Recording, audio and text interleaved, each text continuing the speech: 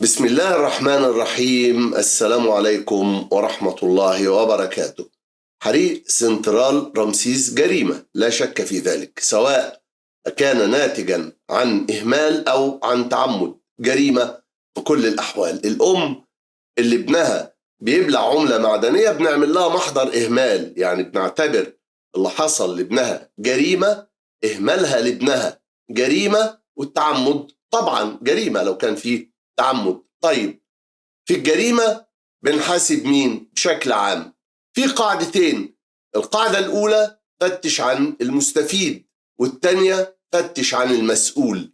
فتش عن المستفيد هتعرفني مين اللي ممكن يكون مرتكب الجريمة. لو كانت جريمة عمدية، اللي هيستفيد من الجريمة هو اللي عملها، مفيش شك في كده. وهنا هنقول إن المستفيد يعني المتهم الأول بارتكاب الجريمة هو اللي بيبيع وسط البلد، واللي من شهور طلع المنطقة اللي فيها سنترال رمسيس في خريطة البيع علنا كده. خريطة البيع اللي بيسميها خريطة التطوير ظهر فيها سنترال رمسيس بموقعه والمباني المحيطة به في رسم الخريطة في الماب، يعني في التخطيط، وفي الصور اللي اتصورت واتعرضت للمباني المزمع تطويرها. ودوروا على الكلام ده هتلاقوه مغرق الانترنت. ده أظن إن بقى عندكم انترنت دلوقتي، وهتلاقوها اتناقشت في برامج وفي خلافه. يبقى اللي عايز يبيع وسط البلد كلها بيعة بتمنها كده، شيلة بيلة حتة واحدة. اللي عايز يبيع وسط البلد هو اللي حرق قلبها، وقلبها يبقى سنترال رمسيس مفيش شك، من أيام ما الملك فؤاد افتتحه سنة 1927، وهو بقى وسط القاهرة وعلامة التطور التكنولوجي في مصر كلها، مش في القاهرة بس. سنترال رمسيس ده بقى اتقال علنا برضو انهم عايزين ينقلوه القرية الذكية، يعني احرق، انقل، وبيع الارض والمبنى التاريخي. قلت لك قبل كده ان السيسي عمل قانون الايجار عشان يبيع الارض، مش عشان يرجع الارض او يرجع العمارات لاصحابها. لا صاحب العمارة ولا الساكن يهمه السيسي في حاجة، هو عايز يبيع. والمستأجرين، الناس اللي شغالين العين يعني، هم المشكلة. سواء كانت العين دي شقة ولا محل، فاللي قاعد فيها هيدافع عنها، هيحمي وجوده، حياته في هذه العين. فما ينفعش أهد المكان على راس اللي فيه، إنما ينفع أخليه، أطرد اللي فيه، وبعدين أبقى أهد المكان نفسه. وقبل ما القانون يصدر فعليا، الشاهد على صدق هذا الكلام انه قبل ما القانون يصدر فعليا، مصطفى مدبولي قال اهو كده هنتحرك بسرعة في ظل هذا القانون، يعني الذي هو مزمع صدوره، فاحنا هنعرف نتحرك بسرعة في تطوير وسط البلد. يعني ده من ده. القانون اللي بيخلي معمول لتسهيل البيع، مش لرد الحقوق لاصحابها. ليه؟ لأن الملاك أقل من 5% من المستأجرين. طبيعي عمارة فيها 40 شقة ليها مالك واحد وقاعد فيها 40 بني آدم، يبقى نسبة المالك للمستأجر هتبقى 2.5%، مش كده؟ طيب، فأنا عندي نسبة الملاك للمستأجرين أقل من 5%. يعني اللي عايز يهد من غير ما يخلي هيكون عليه انه يواجه ال100 مستأجر، يساومهم، يخوفهم، يضربهم، يخلص منهم والسلام بطريقة او باخرى، وده صعب لانهم 100. انما لو خليتهم هتلاقي نفسك في مواجهة 5 واقل من 5 كمان، اللي هم الملاك، ودول من السهل التعامل معاهم بل والسيطرة عليهم. لو انت داخل خناقة مع 5 تنفار غير لو انت داخل خناقة مع 100 نفر بكل تأكيد. يعني في فيديو قانون الإيجار اللي هتلاقوه على القناة دي، وهحط لكم إن شاء الله الرابط بتاعه في وصف الفيديو ده، قلت لك إن قانون امتداد العلاقة الإيجارية ظلم الملاك، مفيش شك. بس قانون السيسي هيخلص على الملاك بعد ما يخلص على المستأجرين. يعني هو مش عامل ده لإنصاف الملاك أو لإعادة إنصاف الملاك، لا، ده هو عامل ده عشان يخلص على المستأجرين وبعدين يخلص على الملاك، وما فيش شك برضو. يبقى النهاردة أو الظرف ده مش ده الوقت اللي احنا نعدل فيه القانون. المناخ غير ملائم، مش وقته. نصبر لما يبقى فيه حكومة وطنية في البلد عشان ما نتبعش احنا والبلد. وعشان أكد لك المعنى ده جبت لك في فيديو قانون الإيجار واحدة من اللي رقصوا للسيسي وهي ندمانة على رقصها ليه، وبتقول له الله يخرب بيتك زي ما بتخرب بيوتنا. وقلت لك ان جماعة 30 يونيو اللي زي الست دي كانوا متضررين من الإخوان. البلد كلها كانت متضررة من الإخوان، وكتير من اللي عبروا عن غضبهم عندهم حق في الغضب، بس ما عندهمش حق في طريقة التعبير. كتير منهم كان معاهم حق. الإخوان زيهم زي كل الجماعات والأحزاب كانوا مشاركين مع العسكر في الثورة المضادة، كانوا من أذرع العسكر لأنهم من أقليات الجنرال المتساندة. لكن انتخاب محمد مرسي كان آخر ما تبقى من منجزات الثورة.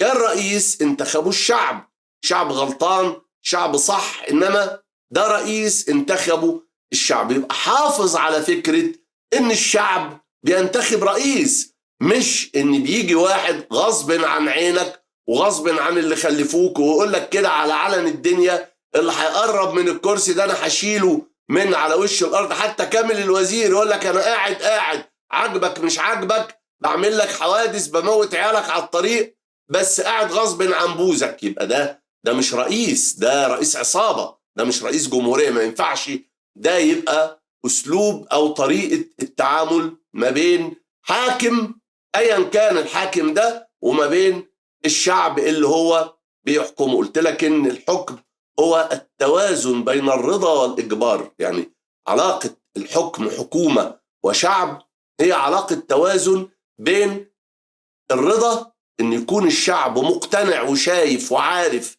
إن الحكومة دي في النهاية بتعمل لصالحه، والإجبار أدوات الإجبار معروفة اللي هي القانون والقضاء والشرطة. ما مش كل الناس هيبقوا مؤدبين، ومش كل الناس هيمشوا كويسين، ومفيش مجتمع ما فيهوش حد بيغلط أو ما فيهوش حد بيأذي اللي جنبه بالعمد أو بالخطأ. فبالتالي احنا بنستخدم أدوات الإجبار في حدود الضرورة، مش إن أنا بستخدم أدوات الإجبار بمنطق إن عندي أدوات إجبار ما استخدمهاش ليه يا جدع. يعني إيه؟ هتلاقي اللي مع السيسي دلوقتي يقول لك احنا بقى عرفنا مش عارف نسيطر على البلد، احنا عرفنا نحبسكم. هو الهدف إنك تحبسنا؟ هو الهدف إنك تقتلني؟ هو الهدف انك يعني اذا ده الهدف فانت بلطجي. يعني هذا هدف لدى البلطجية وليس لدى الحكومات، ودي مش حكومة، دي حالة من حالات البلطجة والعصابة لا شك في ذلك. فكرة انك انت بتتفاخر بالقدرة على الأذى، مش على إقامة العدل، مش على اكتساب رضا الناس. لا، انت بتتفاخر بالقدرة على الإقصاء والقدرة على الخلاص والقدرة. ده مش حكم. الحكم زي ما قلنا كده هو حالة التوازن بين الرضا كأصل للحكم وبين الإجبار كمقوم لمعوج، يعني يستخدم في حدود الضرورة. زي ما بيتكتب كده يستخدم تحت إشراف الطبيب، مش عمال على بطال. اللي هيبلبع الدواء طول الوقت ده هيموت او هيجيله تسمم او هيحصل له فشل كلوي او اي عجز، هيحصل له اي ضرر. يعني اذا فانتخاب محمد مرسي كان اخر ما تبقى من منجزات الثورة. كان رئيس انتخبه الشعب، وانكشفت قدامه نية العسكر اللي اتضح له انها مش في صالحه، رغم انه سمع كلامهم في كل حاجة تقريبا. يعني فبالتالي محمد مرسي والحال كذلك لما انكشفت قدامه نية الغدر بيه أصبح بالضرورة ضد اللي عايزين يغدروا بيه، ضد العسكر. وهنا كان لازم نحافظ عليه باعتباره في الحد الأدنى فرملة مفيدة للشعب في مواجهة أطماع العسكر. سيبه واكسب وقت واشتغل على ثورتك انت، الثورة الحقيقية، مش الانقلاب المتفق عليه بتاع 11 فبراير 2011 واللي شارك فيه الإخوان نفسهم. يعني الإخوان نفسهم كانوا من أعوان العسكر ده انا طلعت قلت الكلام ده 11 فبراير 2011.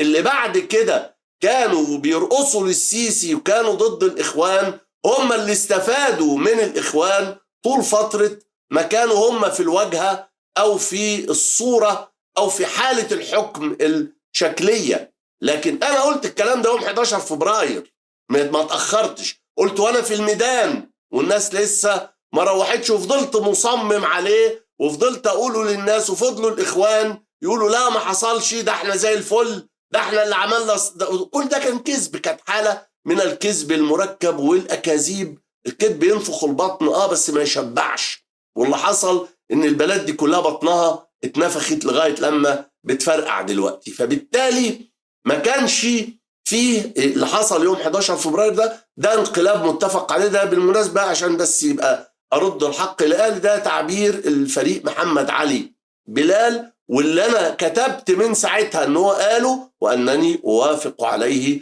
وأنه تعبير دقيق. 11 فبراير 2011 انقلاب الجنرال والأقليات المتساندة على الثورة على الشعب.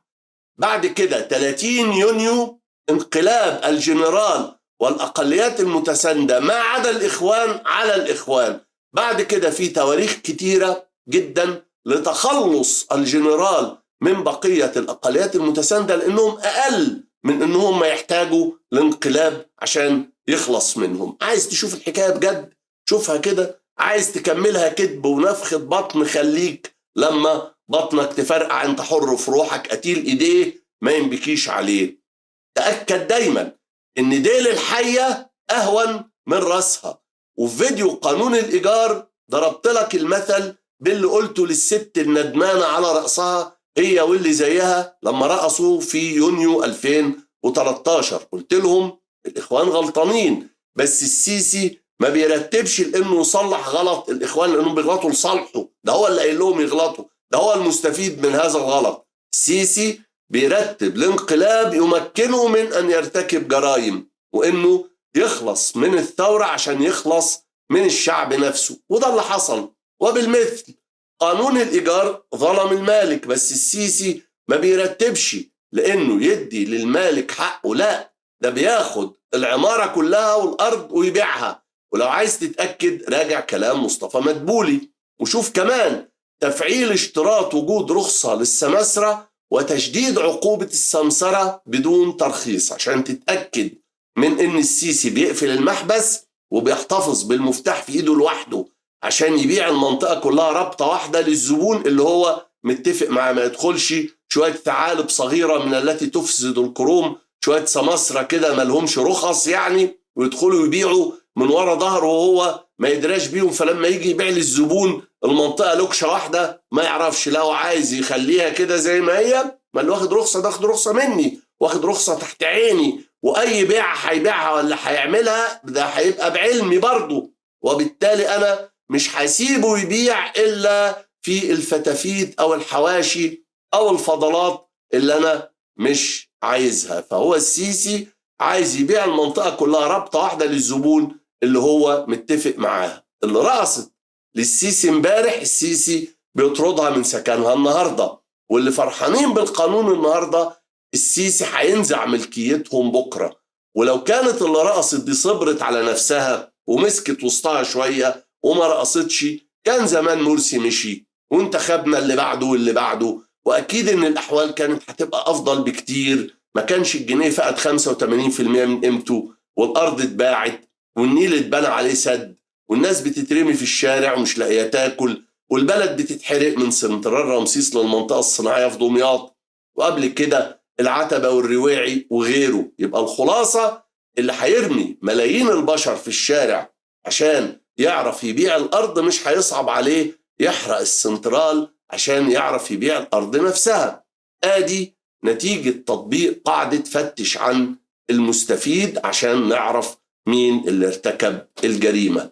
المستفيد من حرق سنترال رمسيس هو اللي عايز يبيع وسط البلد اللي هو السيسي. طيب لو طبقنا قاعدة فتش عن المسؤول هيطلع مين المسؤول؟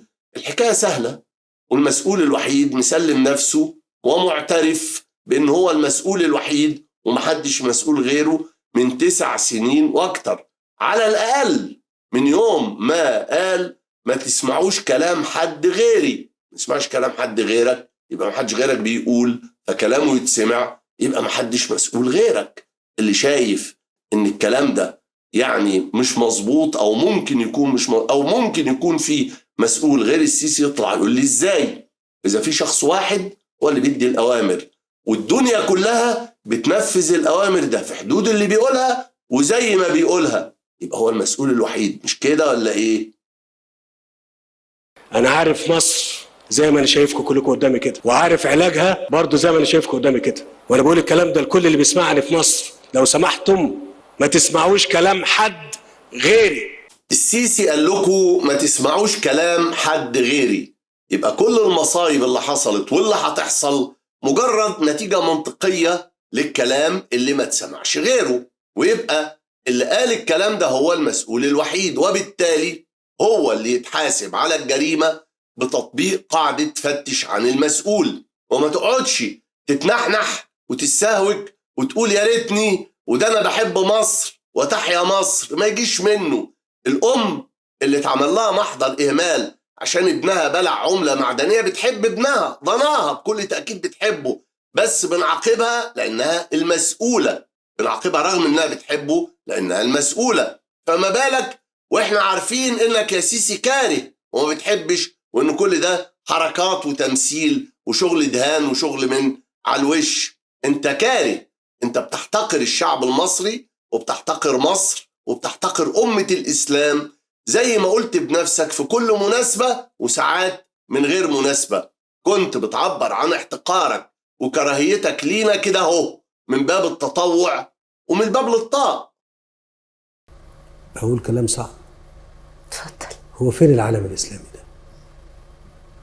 احنا مش في دولة حقيقية، خلي بالكم. طلوا على بلدكم صحيح، دي أشباه دولة مش دولة حقيقية. والله العظيم أنا ما لقيت بلد،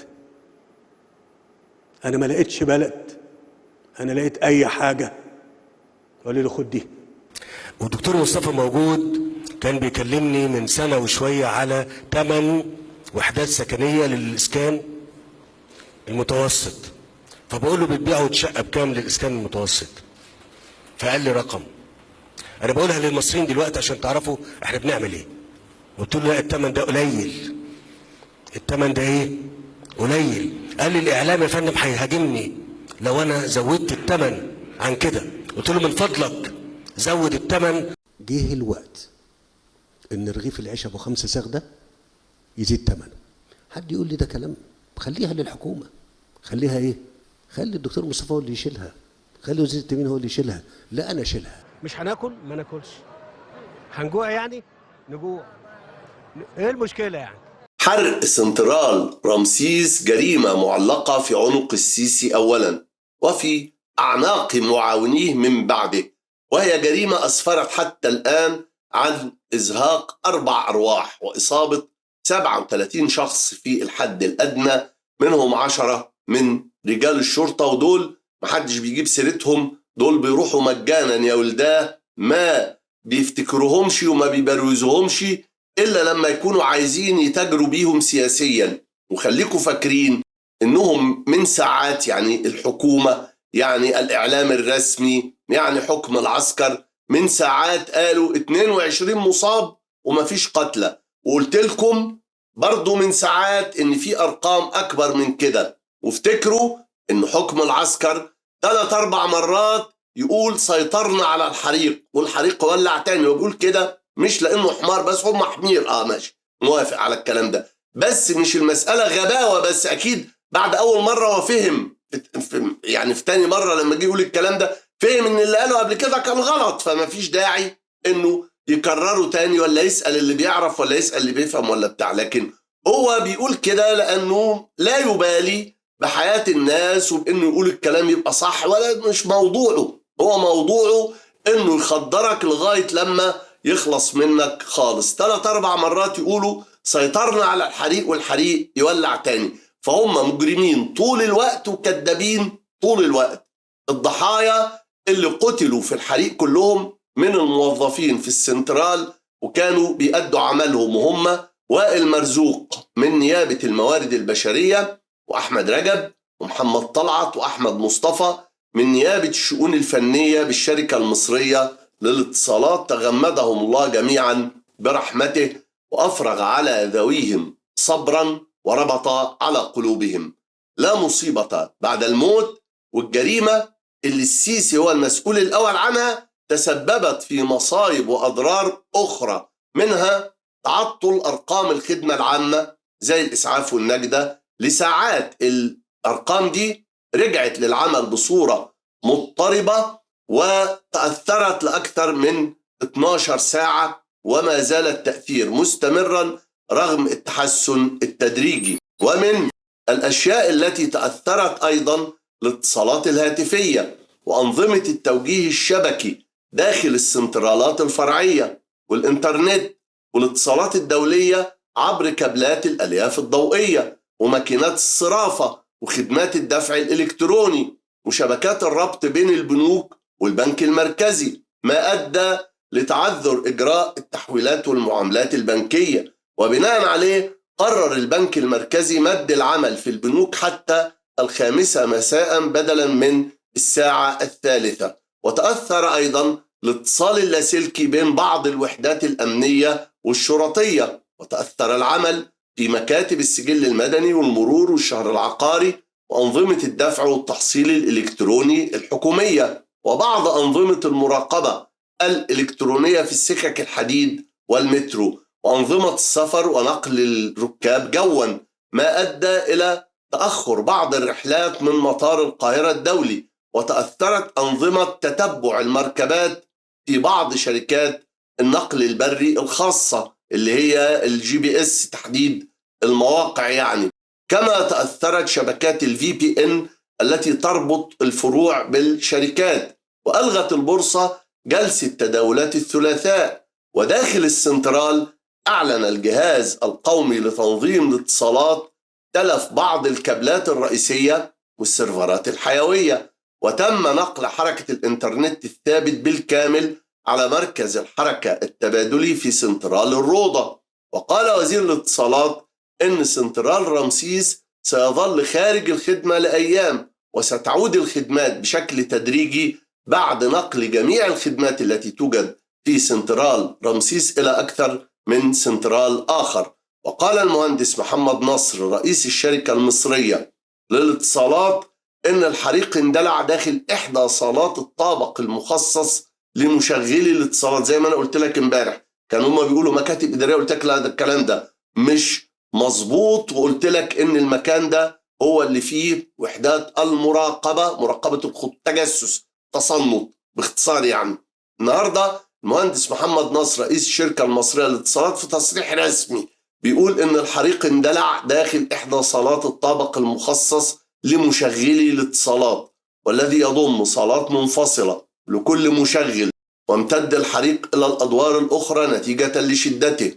وأضاف محمد نصر أن جميع صالات الأجهزة الخاصة بالشركة المصرية للاتصالات مؤمنة بإجراءات أمنية وأنظمة إطفاء ذاتية. أمال يا عم محمد أنظمة الإطفاء الذاتية دي ما اشتغلتش ليه؟ قال لك إن قوة الحريق واشتداده حالة دون تمكن أجهزة الإطفاء من إخماد الحريق. معنى كلامه إن أجهزة الإطفاء الذاتي موجودة بس ما اشتغلتش ليه؟ أصل الحريق شديد، يعني أجهزة إطفاء الحريق ما بتتحملش درجات الحرارة العالية. الحقيقة يعني اللي يقول الكلام ده لازم نقول له شر البلية ما يضحك. ما فيش حاجة اسمها أجهزة إطفاء ذاتي للحرائق لا تتحمل درجات الحرارة العالية. إيه الكلام العوج ده؟ وافرض، طيب هفرض معاك إنه الحرارة العالية ما خلتش الأجهزة تشتغل، جايبين حاجات كده من السوق التجاري اللي في الصين ده اللي العيال بيروحوا يجيبوا منه فوانيس رمضان، أنا ماشي أوكي اتفقنا، السرقة في كل حاجة ما عنديش مشكلة. طيب هسأل، هو الحريق بدأ من الذروة؟ يعني اللحظة الأولى في الحريق هي لحظة أعلى شدة للحريق في أول ثانية كده. يعني لو فرضنا مثلا إنه درجة الحرارة وصلت جزافا كده، أنا بقول أرقام يعني مش مظبوطة أو ما تعملش عليها أبحاث ولا بتاع. لو افترضنا كده إنه إحنا بدأنا من درجة حرارة 1000 درجة مئوية، وهو أول ثانية في الحريق بقينا في 1000 درجة، أكيد لا، يعني بدأنا الأول بدرجة 100 200 300، يبقى الحريق بدأ من درجات أقل شدة من درجة الذروة اللي عطلت الأجهزة. درجة الذروة دي اللي هتعطل الأجهزة. طب ما الحريق بدأ من درجات أقل شدة، مش معقول ومش منطقي إنه بدأ من أعلى درجة. المنطقي والمعقول إن الحريق بدأ تدريجيا بنار بسيطة وبعدين النار بدأت تتطور. يعني حتى لو أجهزة الإطفاء الذاتي دي ما بتتحملش درجات الحرارة العالية، كان لازم الأجهزة دي تشتغل مع بداية الحريق في درجات الحرارة الأقل شدة وقبل ما الحرارة تشتد وتصل إلى ذروتها. ده المنطقي لو احنا عندنا منطق. بس الحقيقة إن الحريق والحالة كلها خارج المنطق، والحقيقة الواضحة إن في رغبة عارمة في بيع مصر كلها، وخاصة منطقة وسط البلد في القاهرة، هي دي اللي عليها الكلام دلوقتي. هي دي القطع الممتازة اللي بتتشفى وبتتباع، والحقيقة إن اللي بيبيع البلد هو اللي حرق قلبها. والسلام عليكم ورحمة الله وبركاته.